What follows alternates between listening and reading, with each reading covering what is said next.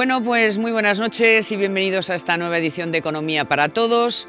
¿Ustedes creen que ha vuelto la confianza en España? ¿Ustedes creen, como dicen algunos miembros del gobierno e incluso el príncipe Felipe, que bueno, que España puede ser la sorpresa este año, que ya se empieza a ver la luz al final del túnel? No se atreve nadie a hablar de brotes verdes, pero en fin, que para final de año... Bueno, hay, me parece a mí, un optimismo que... Hombre, hay algunos datos que podrían sugerir ser algo más optimista que, por supuesto, el pasado verano.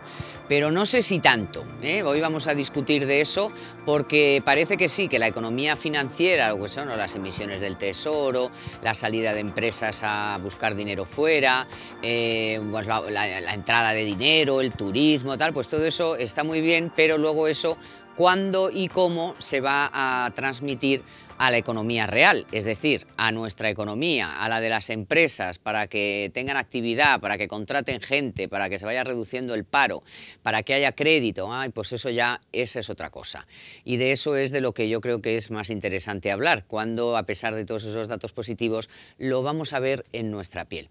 Y después vamos a hablar de los depósitos, de los depósitos bancarios, porque como saben, el Banco de España ha obligado a bancos, al sistema financiero en general, a no dar unos tipos de interés a los depósitos superiores al 1,75%. ¿Eso es bueno? ¿Eso es malo? ¿Ese dinero a dónde se va a ir? Pues de eso vamos a hablar también. Así que les invito a quedarse y a que discutan con nosotros, con Yolanda Gómez, que nos acompaña hoy. Muy buenas. Hola, buenas tardes. Y con Emilio J. González. Muy buenas tardes. Bueno, pues antes de nada quiero que escuchéis al secretario de Estado de Comercio, a Jaime García Legaz. No suele ser un hombre así muy optimista y que vaya derrochando, en fin, esperanzas, si no tiene datos que lo soporten. Hombre, él tiene algunos, porque claro, el comercio exterior, por ejemplo, todo lo que tiene que ver con el comercio exterior va bastante mejor. A él todo lo que le sea, pues que las empresas puedan salir fuera a buscar dinero y lo encuentren y a buen precio, pues también le debe sugerir esperanza. Yo quiero que le escuchen a ver si ustedes están de acuerdo o les parece un poquito exagerado. El mero hecho de que haya muchísimos más fondos extranjeros y muchos más inversores este año que, por ejemplo, en la edición del año pasado, es señal ya de que hay un interés fuerte por invertir en España. Ya estamos viendo que empiezan a llegar algunas inversiones, pero tienen que llegar muchas más y, desde luego, España puede ser, ojalá lo sea, una de las sorpresas positivas de Europa en el año 2013. Bueno, García Legaz estaba en el Investors Day, que se celebró el martes, que fue inaugurado por el príncipe Felipe, y es donde les digo que también el príncipe Felipe, bueno, pues dijo que él estaba confiado en que hay luz al final del túnel y que, por supuesto, entre todos vamos a salir de la crisis. Vamos a ver, vamos a analizar los datos que tenemos encima de la mesa y, como dice efectivamente el secretario de Estado, pues las empresas han podido salir fuera más barato, Telefónica, el BBV, incluso el Santander hoy mismo, también el Banco Popular, en fin, grandes empresas que antes no se podían financiar, ahora se pueden financiar y a precios razonables. El Tesoro también está consiguiendo colocar todo el dinero y más barato, está entrando dinero. El comercio, la balanza de pagos por cuenta corriente puede empezar a dar y ya se apunta el superávit, en fin. Todo esto que es economía de la que a usted y a mí a lo mejor no nos llega a la piel, pero es fundamental que todo esto mejore para que luego se traslade a la economía real. Sin eso no haríamos nada. Es que yo creo que efectivamente es el primer paso. O sea, España necesitaba como agua de mayo que los inversores volvieran a nuestro país. Y es verdad que eso, poco a poco, y todavía a ritmos muy pequeños, pero se está produciendo, ¿no? Es que desde julio del 2011 a julio del 2012 huyeron de España más de 250.000 millones de euros en capitales. A partir del mes de julio hemos visto una ligera mejoría y estamos viendo cómo los inversores extranjeros empiezan ya a comprar deuda pública española. Estamos viendo, como decías tú, Carmen, que también están comprando deuda de nuestras empresas y yo creo que eso es un signo muy positivo. ¿Que de ahí haya que lanzar las campanas al vuelo? Pues hombre, no, porque tenemos casi 6 millones de parados. Hoy hemos visto algún informe que preveía que cerraremos el año con esa cifra, cosa que es una barbaridad y que tiene que ser nuestra prioridad. pero yo creo que sí que es importante, es un primer paso y que tampoco podemos hundirnos, o sea, que también necesitamos algún signo de esperanza para poder tirar para adelante, ¿no? Bueno, luego está la famosa prima de riesgo y la bolsa, que empezó el año muy bien, ahora está, bueno, manteniendo lo ganado. Claro, también era la de peor comportamiento y, bueno, había oportunidades en la bolsa española, pero estaba excesivamente quizá castigada, ¿no? Eso también ha mejorado, o sea, hemos pasado de una prima de riesgo que llegó a tocar los 600 puntos y ya estábamos, vamos, al nivel de Grecia, casi, sí, a que de repente, pues bueno, la prima está en 300 y algo, que todavía es mucho, pero es que está en niveles que no habíamos visto hacía muchos meses. Bueno, no solamente eso, es que en estos momentos, si uno aprecia los tipos de interés de la economía española en sus distintos plazos, tanto para la deuda pública como para el sector privado, nos estamos financiando ya más baratos que a lo largo de 2012 y que en buena parte de 2011, ¿no? Lo cual es muy importante. Y esto pues, es gracias a que por fin pues, se cerró todo lo que es la operación de rescate del sistema financiero y empezó a llegar el dinero, lo que ha tranquilizado a los mercados, ¿no? Entonces era necesario que culmináramos toda esa operación para dar confianza a los mercados de que no se iba a producir una quiebra del sistema financiero que fuera a arrastrar a una quiebra del sector público español, ¿no? Pero, es decir, eso ya nos va a ayudar, está abaratando la financiación de la economía española. Ahora, yo quiero insistir en una cosa que recordaba el Círculo de Empresarios en su informe sobre los presupuestos de este año, que todo lo que se está haciendo, pues todo lo que está diciendo, se está anunciando, pues está muy bien, pero que lo que tiene que hacer es acelerar el ritmo de reducción del déficit, porque como dicen los bancos, todo este dinero lo que sirve es para sanear nuestros balances, pero mientras no se arregle el déficit, el crédito no va a circular a la economía española porque va a seguir financiando a las administraciones públicas. Y mientras el crédito no llegue realmente a la economía española, a la empresa, a las familias, no salimos del hoyo. En este sentido hay un dato esperanzador, que es que el año pasado se cumplieron las previsiones de ingresos. Ya veremos si se cumplen las de gasto y entonces podemos llegar a la conclusión de que se cumplen las del déficit, que entre otras, no pues solo porque nos lo exija la Unión Europea, sino porque nos interesa, por lo que acaba de decir claramente Emilio. O sea, mientras las administraciones públicas sigan demandando dinero, pues es dinero que no llega a la economía real. No, está claro, la verdad es que los datos que dio el secretario de Estado de Hacienda y luego el ministro de Hacienda en el Senado posteriormente, de cumplimiento de los objetivos de déficit, pues hombre, es una buena noticia. Entre otras cosas, es verdad que para cumplir esos objetivos fue necesario subir el IVA a mitad de año, que si no se habían cumplido. Entonces, eso es positivo. Yo creo que el Estado, la Administración Central, va a conseguir probablemente cumplir su objetivo y quizás incluso con una pequeña holgura. Yo creo que el problema va a ser fundamentalmente la seguridad social y probablemente haya algo de desviación también en las comunidades autónomas, pero si España lograra cerrar el ejercicio del conjunto de administraciones en el 7 o incluso alguna décima por debajo del 7, o sea, yo creo que sería una noticia estupenda que nos serviría para recuperar credibilidad. Ahora, no estoy de acuerdo con Emilio en acelerar los ajustes, acelerar el ritmo de reducción del déficit. O sea, precisamente ahora todos los organismos internacionales están diciendo un poco lo contrario, ¿no? Que a lo mejor nos hemos pasado de frenada con hacerlo todo tan rápido. Yo creo Pero bueno, es que si no lo hacemos en este tiempo récord, nos dormimos y entonces nos intervienen y nos rescatan y no sé qué. Al día de hoy, en este momento, nadie ya habla del rescate, lo cual también es fruto del esfuerzo nuestro. Los gobiernos lo que hacen es ordenar el tema, pero aquí los que hacen el verdadero esfuerzo son los ciudadanos, que nos hemos hecho un esfuerzo, como dice Recarte, en un año que ningún país en el mundo, en ningún año, ha hecho el esfuerzo que han hecho los españoles en un solo año.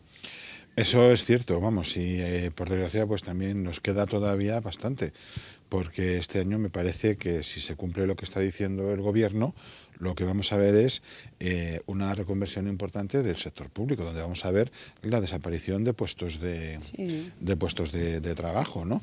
Y de momento, este año seguimos pagando más IVA, seguimos, cuando llegue la declaración de la renta, nos vamos a enterar de lo que significó la subida del IRPF que aprobó el gobierno hace un año, por tanto, vamos a seguir haciendo sacrificios, es decir, al final... Emilio, nos queda por ver todo lo que se tiene que reducir personal en el sistema financiero, cajas y bancos, por la reordenación del asunto y el recibir los 40.000 millones de Europa. Empresas que siguen anunciando ERES, porque ahí está Vodafone, vamos a ver qué pasa en Iberia, aparte el sector público, esa es otra. Está claro que yo creo que para el empleo nos quedan todavía unos meses de de destrucción de puestos de trabajo. Lo que ocurre es que, como decíamos antes, pues hay algún signo esperanzador, ¿no? Si los inversores empiezan a confiar en España, empieza a llegar al dinero, pues también se supone que algo de empleo se empezará a crear, pero también es verdad que se empezará a crear empleo, pero no en las condiciones que hemos visto hasta hace unos años, o sea, unos puestos de trabajo muy bien remunerados y con un puesto fijo para el resto de tu vida y no sé qué, eso se ha acabado, ¿no? Eso se ha acabado y se tendrá que empezar a crear empleos, pero empleo competitivo que bueno, que costará mucho tirar para adelante y lo iremos viendo poco a poco, pero yo creo que todavía va a ser más un que año eso, duro, yo creo ¿no? que la clave donde va a estar es, más que en empleo competitivo, en que tendremos que abandonar lo que ha sido la política de los últimos 10-15 años, ¿no? De empleos poco, no competitivos, sino poco cualificados, poco productivos, para tener que ir a una mayor cualificación, porque lo que sí que es cierto es que el sector de la construcción no va a volver a ser lo que ha sido en los 10-15 últimos años, pero no tenemos nada más que ver las cifras de viviendas que se están manejando, que va a tener que absorber y gestionar el famoso banco malo, ¿no? Entonces, el empleo en el sector de la construcción era un empleo poco cualificado. Si lo que queremos es mejorar, tendremos que ir hacia otros elementos, ¿no? Entonces, pues bueno, ahí vamos a ver qué es la política que va a seguir el gobierno en ese sentido, teniendo en cuenta cómo se están recortando los gastos en educación. Quiero que escuchéis y que escuchen ustedes al secretario de Estado de Economía, que también ha hablado en las últimas horas, y esto es lo que nos ha dicho. Los mercados están valorando positivamente los ajustes que se están realizando y están ya descontando que efectivamente están las bases para el inicio de la recuperación, con lo cual esperamos que esta situación de estabilidad en los mercados pues sea la tónica a lo largo de los próximos meses. Bueno, pues también mostraba un cierto optimismo después de esas dos subastas que ha habido ya este año, con bastante éxito, tanto en dinero como en tipos. No, la de ayer fue impresionante. O sea, es que los tipos de interés de las letras a 18 meses y a 12 meses que bajaron más de un punto porcentual, o sea, de pagar un 2,8 a pagar un 1,5, creo que fue a 18 meses, es que es un ahorro importantísimo. Bueno, después efectivamente vamos a hablar de la relación que puede haber entre esa prohibición de dar unos tipos superiores al 1,75% en los depósitos con... porque, a ver, el dinero tiene que ir a algún lado, el dinero no se va a meter en el colchón, el dinero quiere estar el home money, entonces sí. Si aquí no me renta, pues me voy a la deuda pública que me renta, o me voy a la bolsa que está subiendo, o, en fin, luego discutiremos de eso, pero yo quería rematar el asunto de las reformas y de todos los sacrificios que aún nos espera. Hemos hablado de empresas que están en procesos de ERE, también empresas públicas. O sea, en esa reforma de la administración que se sugiere, no solamente van a cerrar empresas públicas, con lo cual muchos empleados públicos, no funcionarios, claro, empleados públicos se van a quedar en la calle, sino que también estamos hablando de concejales, estamos hablando de que hay muchos presidentes algunos presidentes de comunidades autónomas que ya están sugiriendo también reducir el número de parlamentarios en sus parlamentos, porque, bueno, por ejemplo, en Madrid, y lo ha dicho ya muchas veces Esperanza Aguirre, lo ha repetido también Ignacio González, pero lo ha sugerido también Baleares, lo están sugiriendo muchos, Cantabria y tal. O sea, hay ánimo de que, bueno, ¿qué hacemos? 100 y pico personas aquí en el Parlamento madrileño, sí, o 80 en el Parlamento... Sí, con los privilegios que se tienen, o que hacen en ahí el Senado, se va a llegar no sé muy al fondo, porque las cifras que se están manejando de 3.000 y pico millones de ahorro, a mí me parecen ridículos. Sí, con lo que hay que hacer, vamos, o con lo que hay encima de la mesa. Sí. Nosotros en ABC, en el suplemento económico, publicamos el fin de semana unas sugerencias que nos hacían expertos y nos decían que se podían ahorrar hasta 100.000 millones. Entonces vemos que la propuesta son 3.800, pero es que yo creo que al final, o sea, la administración es lo que más trabajo le cuesta hacer a los políticos, ¿no? Porque al final son ellos, y es lo suyo, y es su pan, así de dramático y de duro es, pero yo creo que se tienen que atrever, o sea, que Cuéntanos alguna de las sugerencias de los expertos. No, pues había muchísimas, desde pues las diputaciones, pues a lo mejor el trabajo que están haciendo muchas diputaciones lo puede asumir la comunidad autónoma y no hay que duplicar gestiones, o bueno, desde concejales, por supuesto, y es verdad que en muchos pueblos pequeños los concejales no cobran, pues a lo mejor en otros no tan pequeños tampoco tienen por qué cobrar, o tienen que cobrar por el día que van a trabajar. O sea, había como, vamos, muchísimas recomendaciones, y en total, ya te digo, o sea, nos salían como 100.000 millones de euros que se podían ahorrar si llevabas al máximo todas esas recomendaciones. También nos consta que en el gobierno se habían enfadado, oye, que no vamos a hacer todo eso. Pero entre 100.000 y 3.000 hay una cosa intermedia, que me acuerdo que dijo una vez Esperanza Aguirre, que dijo 56.000, me parece. Bueno, pues es una cosa entre una y otra. Es que hay una serie de cosas, por ejemplo, en el tema de las diputaciones. Es que las diputaciones, con el estado de las autonomías, no tienen sentido. Las diputaciones hacían, cuando la provincia era la unidad de descentralización de la administración del Estado, ¿no? Hacían por lo que hacen las autonomías. Entonces, o tenemos autonomías o tenemos diputaciones, pero una de las dos sobra en estos momentos. Si apostamos por el estado de las autonomías, las diputaciones ya habría que cerrarlas directamente. Yo creo que también habría que insistir mucho en el tema de los altos cargos, ¿no? Pero los altos cargos es una fuente muy importante de gasto, y uno no acaba de entender muy bien cómo en las administraciones públicas, habiendo tanto personal y además en muchos casos un personal muy cualificado, porque las oposiciones de técnicos de la administración del Estado, de la administración local, o de técnicos comerciales y economistas de Estado, etcétera, son muy duras, es un personal que es altamente cualificado. ¿Por qué no pueden ser estas personas precisamente esos asesores que necesitan los políticos, en lugar de contratar asesores externos que cuestan una fortuna y que en este país, creo que la última cifra que había de estimación era de 80.000 entre todas las administraciones, ¿no? O sea, ahí tendríamos que insistir muchísimo, pero yo creo que también habría que sentarse a hablar. Por desgracia, el Partido Socialista no quiere negociar nada con el Partido Popular, de la propia reforma de las comunidades autónomas, de qué tienen y qué no tienen que hacer las comunidades autónomas. Por ejemplo, ¿tiene sentido que haya televisiones públicas autonómicas cuando uno enciende la televisión y de TDTs hay 30 o 40 en cualquier autonomía? No digamos ya si tiene contratado un servicio de televisión de pago, pues no tiene ningún sentido. Bueno, mira lo que ha hecho Canal Sur, que tiene 2 canales, ha cogido y ha conectado la misma programación en las dos, pero allí no sale nadie.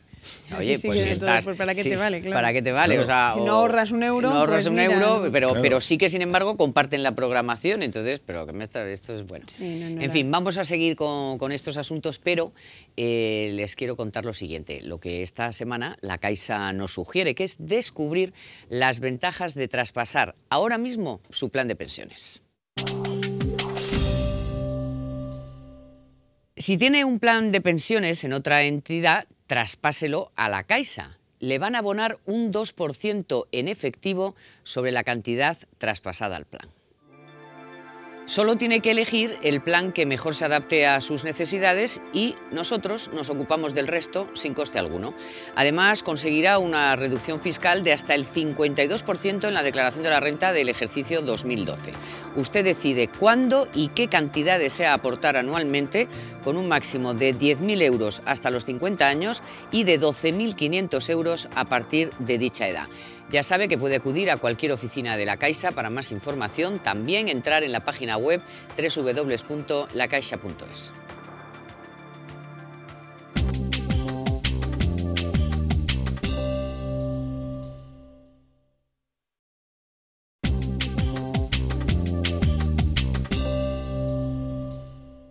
Bueno, pues le hemos dado un repaso a esos mejores datos de la economía financiera y, bueno, con ciertas dudas los tres sobre la prontitud con que esos buenos datos sobre la economía financiera se vayan a traspasar a la economía real. Pero, en fin, muy real sí que es esa decisión del Banco de España que ha obligado a los bancos a no dar tipos de interés a depósitos a un año mayores al 1,75%. ¿Qué ha ocurrido? Pues que hace apenas unas horas Competencia ha puesto en duda que la restricción de los superdepósitos sea legal. Esto ha pedido información tanto al Banco de España como a las entidades financieras. No sé si va a complicar o no la cosa. El hecho es que el dinero que iba a esos fondos en algún lado tendrá que recalar. Y muchos se sospechan que ya el éxito de la última subasta del Tesoro atrajo mucho dinero de esos depósitos que habían vencido o que iban a meterse en algún depósito, pero a la vista del escaso tipo de interés que te daban, pues ha virado y se ha ido a otro sitio. No sé cómo lo veis. O sea, ¿vosotros creéis que es una buena medida que se ha hecho precisamente para que ese dinero se desvíe a la deuda pública y quizá también algo a la bolsa, que al fin y al cabo es una forma de financiar a las empresas? Sabéis que esa medida, ya tomó una medida parecida el gobierno Zapatero, que lo que hizo, creo que recordar, era exigirles a los bancos que daban altos tipos de interés en los depósitos, exigirles una mayor aportación al Fondo de Garantía de Depósito.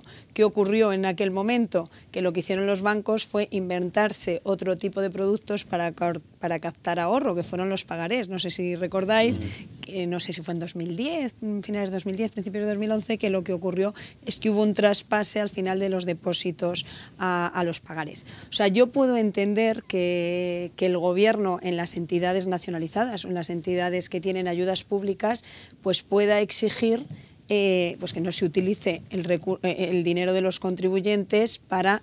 Al final lo que estás haciendo es competencia un tanto desleal al resto del sistema financiero, porque con ese dinero de los contribuyentes estás dando más rentabilidad a esos depósitos, ¿no? La verdad es que no tengo tan claro... Crédito.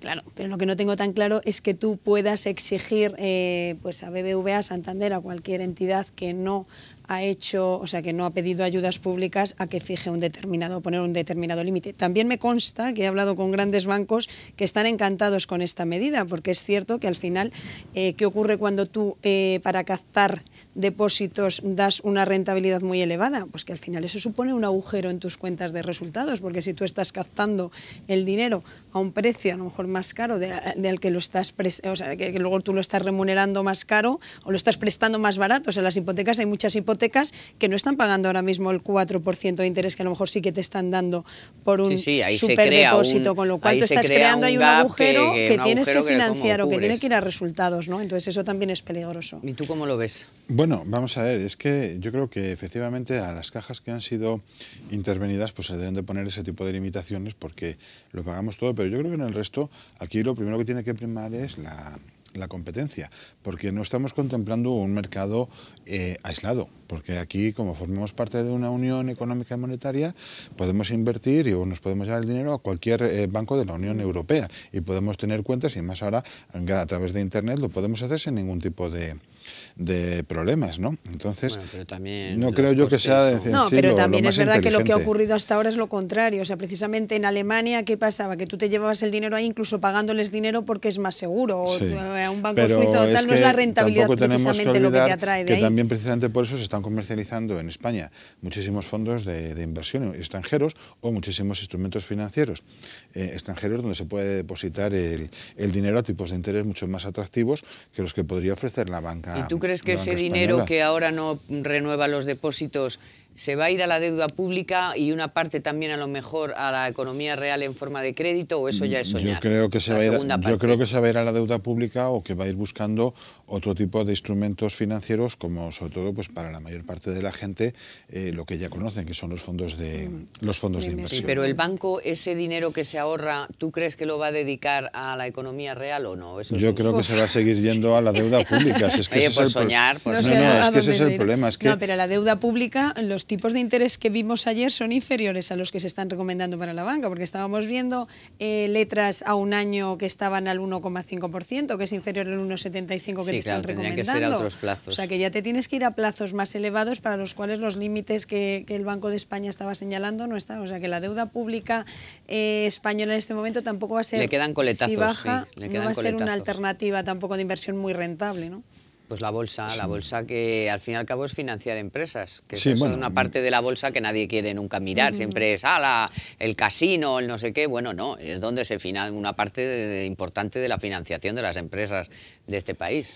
La bolsa, bueno, otro tipo de instrumentos de financiación de las empresas, pero yo creo que sobre todo, en el caso de los particulares, yo creo que donde va a volver va a ser a los fondos de inversión, y entonces ya dependerá de la política de los fondos de inversión y de qué tipos de fondos contrate la gente, ¿no? Pues pueden ser fondos comercializados y gestionados por gestoras españolas, pero también en cualquier banco uno puede contratar fondos extranjeros. Entonces, yo creo que eso es un poco imprevisible, que yo sí creo que simplemente pues la gran banca pues está agradecida porque eso pues le permite digamos que cuanto más bajo es el tipo de interés que paga por los depósitos y más el que recibe por los créditos, pues mayor margen tiene, ¿no? Y que le evitas ese tipo de problemas, ¿no? Le estás quitando competencia, porque al final la gran banca, tú tienes seguridad en poner el dinero en un gran banco español, pero a lo mejor no lo tenías tanto en colocarlo en una caja, y por eso precisamente en esas cajas o en esas entidades más pequeñas te estaban dando dando más rentabilidad para compensar, ¿no? Es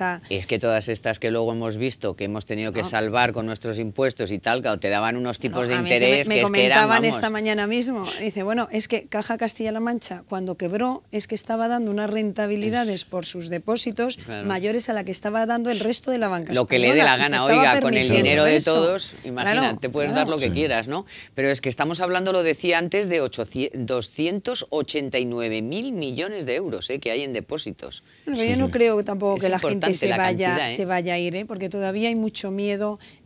Pues hemos vivido toda la historia de las preferentes, por ejemplo, y yo creo que los ciudadanos tienen un poco de miedo todavía, o tenemos un poco de miedo a esa búsqueda de altas rentabilidades, y bueno, pues si te dan un 2 y pico, pues a lo mejor hay gente que preferirá tener ese 2 y pico % seguro. Bueno, yo creo que Yolanda, tú y yo creíamos, y seguro que Emilio, que nadie hubiera sido capaz de meterse en Nueva Rumasa. Sí, ya han vuelto. Y se metieron. Es decir, que es que... Bueno, pero ahí estaba también la confianza en el señor Ruiz Mateos, que ahí había aspectos emocionales. Ya no había confianza, no, pero había aspectos emocionales. No. Hubo mucha gente en España que le consideraba un héroe por enfrentarse al señor Boyer y demás. El héroe y el dinero y la rentabilidad, el cariño y el dinero... Sí, pues en este caso hemos visto que sí que funcionó, ¿no? Bueno, que fue capaz de convencer a unos pero luego a protestar y a que les paguemos claro. todos nosotros otra vez.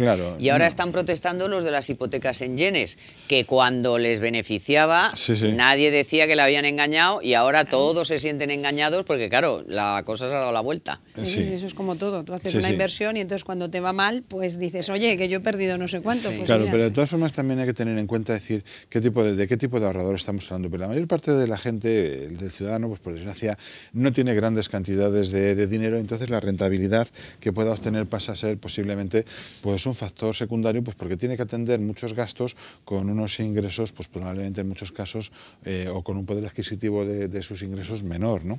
Pero luego están aquellos otros que han optado por los depósitos altamente remunerados para tener una renta, pues porque tienen un patrimonio. Y esas personas yo no creo que se vayan a contentar con un interés del 1,5%.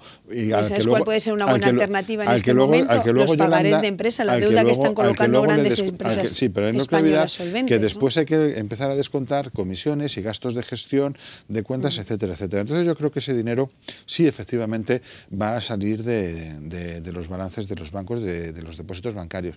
¿Hacia dónde? Pues vamos a ver cómo evoluciona la deuda Algo pública. se inventarán. Algo se inventarán. Ellos inventarán lo que ocurrió con los pagarés para cambiar, o algún otro elemento. Pero es decir, de forma de depósitos saldrán. ¿Hacia dónde? Pues ahora lo veremos, porque hay que tener en cuenta una cosa.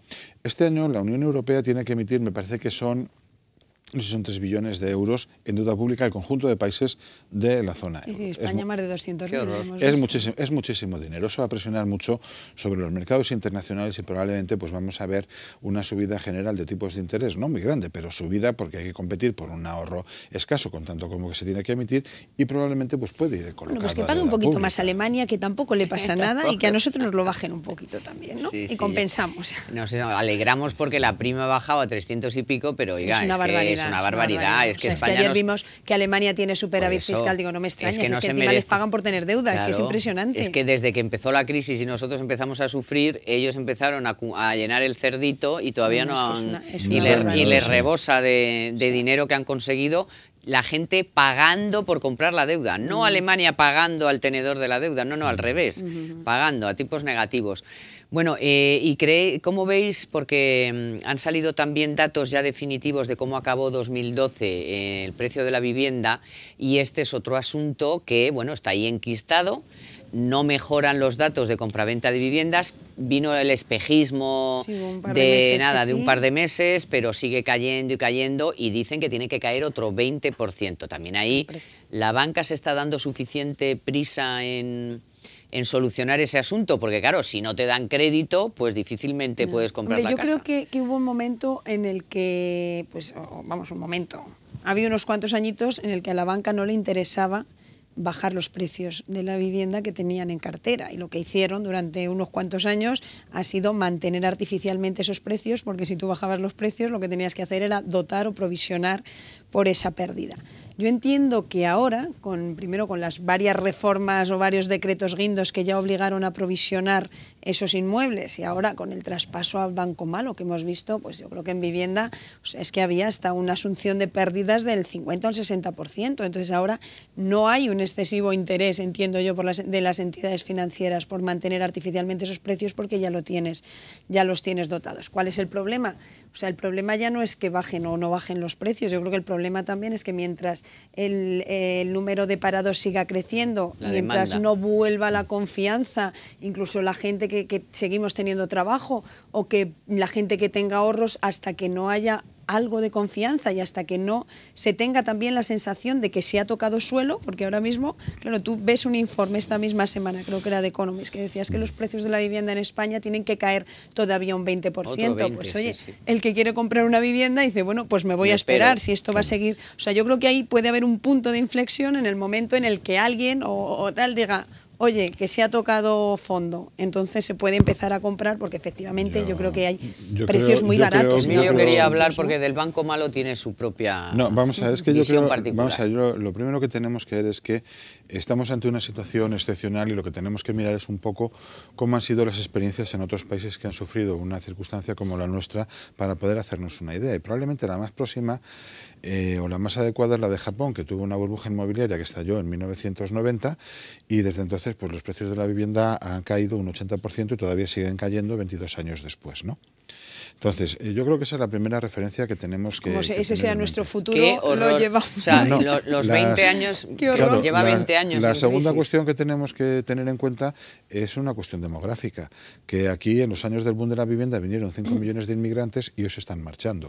Luego está disminuyendo por ese lado la presión de demanda de vivienda. Y que además, durante el boom de la vivienda, pues todas las personas, la generación del baby boom, que tenía pendiente la adquisición de una casa, pues por los problemas de la transición económica, del paro, de los altos tipos de hipotecarios, etcétera, etcétera, pues él ha podido comprar y esa gente ya no va a demandar. Es decir, en términos de demanda, en términos demográficos, esa presión de la demanda tampoco va a existir.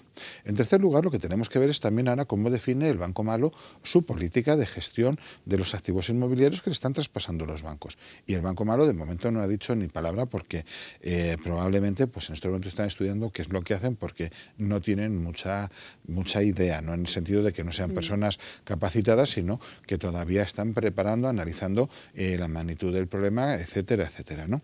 Entonces también de lo que haga el Banco Malo en lo que es la gestión de esos activos inmobiliarios, yo creo que va a determinar también la evolución de los precios. Pero tampoco hay que olvidar algunas cosas. Por ejemplo, en las condiciones que nos han puesto para el rescate del sistema financiero, lo que se les ha dicho a las cajas de ahorros intervenidas o a quien solicite recursos es que no se puede dar más créditos que por el importe de los depósitos que tengan, ¿no? Entonces eso también va a limitar mucho el crédito hipotecario, que se tiene que volver a las buenas prácticas bancarias de no financiar el 100% de la vivienda, sino hasta el 80%, además, etcétera. tener en cuenta las condiciones de quien compra la vivienda. Entonces, en todo ese contexto y con unos salarios que están contenidos, congelados o en algunos casos a la baja, con los nuevos puestos de trabajo a salarios inferiores a los que se pagaban antes, etcétera, todo apunta a que el precio de la vivienda va a seguir cayendo y va a seguir cayendo además bastante tiempo, teniendo en cuenta que aquí tenemos un stock muy grande de viviendas, ¿no? que tenemos viviendas, se estima, para 10 años, ¿no? Entonces, la cuestión está en que si esto se hace rápido, solventaremos esto cuanto antes, ¿no? Y si no, pues será una agonía. Pero que no nos vamos a limitar a una caída del 20%, yo lo tengo muy claro a la luz de todos estos elementos. Bueno, viviendas vacías había también 3 millones durante la etapa genial, o sea, te quiero decir que vamos a acumular. Pero estábamos como con lo de la burbuja de los tulipanes, de esto vale, no vale, no sé qué, sube. Estábamos jugando, ahí estábamos jugando. Muchas de esas viviendas están vacías porque también cuentan las segundas residencias y no sé qué. Vamos a poner yo las creo cifras. Que el ajuste también, o sea, yo creo que sí que ha habido ajuste de precios en mucha segunda vivienda, en mucha vivienda antigua. Sobre todo en la costa mediterránea. En la costa, que ha caído un 70%. Que hay gangas y que hay cosas que dices que menos de esto no puede valer una casa, pero es verdad que depende de las zonas, que no se ha producido ese ajuste en el centro de las ciudades o en zonas residenciales o en zonas nuevas. Es que ese es el tema, que en segunda vivienda la caída ya es del 70%. Entonces ahí el ajuste ya está. Pero en los núcleos urbanos no es del 70%, está en estos momentos rondando el 30-35%. Entonces sí, ahí, sí, claro, el último dato es pero es que ahí hay dramas, yo entiendo que es que además ahí hay 36%. dramas muy importantes, porque claro, invertir en una vivienda es invertir muchísimo dinero, y es que para muchas personas esto es un drama muy serio. Los Es ahorros la inversión de tu toda la vida. vida. Es la inversión de toda la vida. inversión, porque Pero Pero también es no verdad, haces como otra punto cosa. positivo, que hace unos años decíamos, vamos, yo a mis hijos digo, estos no se van a poder comprar una casa en su vida porque estos precios son, vamos, impensables. Y es verdad que a lo mejor con esta rebaja de precios, pues oye, las nuevas generaciones, si consiguen que les den un crédito, consiguen trabajar y que Ya, les den un primero crédito, trabajar, que a lo salga. mejor van a luego encontrar también tienes casas que tener en asequibles, cuenta ¿no? una última cosa, Yolanda. En este país pues todavía siguen existiendo empresas del sector inmobiliario, ¿no? Entonces, a los precios que tiene ahora el suelo, que es, ya ahí sí que hay una rebaja ya del Sí, 90%, pues tendrán que seguir sobreviviendo, haciendo negocio y comprar suelo barato, construir a los costes actuales, y eso también va a presionar a la baja sobre los precios. Entonces, tenemos en ese sentido un panorama que es harto complicado, que todo apunta a una larga caída de precios, ¿no? Muy superior al 20% que dicen que todavía tienen que bajar. Yo creo que se tiene que reducir como mínimo un 50% más. Bueno, pues empezamos un poco optimistas y acabamos, vamos, que nos va a dar una A mí eso me depresión. Pero es la parece herencia- excesivo, pero ¿no? esto es O sea, la que el herencia precio de del la señor vivienda tenga que Zapatero. bajar un 80%, a mí me Qué parece un barbaridad, poco es una excesivo. barbaridad. Pero bueno, Bueno, veremos a ver veremos. lo que dice. Emilio y Yolanda, muchísimas gracias. Gracias a ti. Y por supuesto, gracias a todos ustedes por una semana más compartir con nosotros este tiempo de economía real, ¿eh? Nada de economía para no entenderse. Que muchísimas gracias, ¿eh? Gracias por su confianza y les espero la próxima semana.